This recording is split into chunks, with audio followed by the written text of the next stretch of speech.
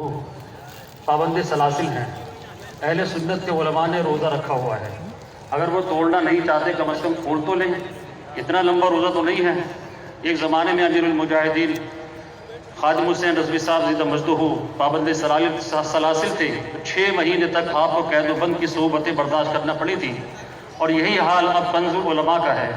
تو ہم سب کو چاہیے کہ فراز کو تو ہم رو رہے ہیں اور بالکل رونا چاہیے، اپنے ان اچھے علماء کی تو قدر کریں اور ان کی حفاظت کا اور ان کے لیے کچھ کام کرنے کا بندوبست کریں۔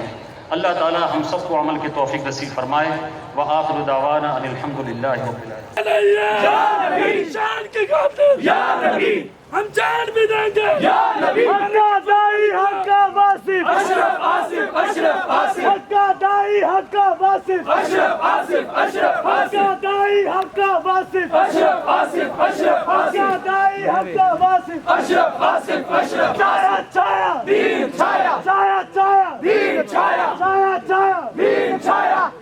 انقلاب لائے گا، ہم جھکے نہیں ہیں یا نبی، ہم بکے نہیں ہیں یا نبی، ہم بکے نہیں ہیں یا نبی، ہم رکے نہیں ہیں یا نبی، ہم رکے نہیں ہیں یا نبی، تیری شان کی خاطر یا نبی۔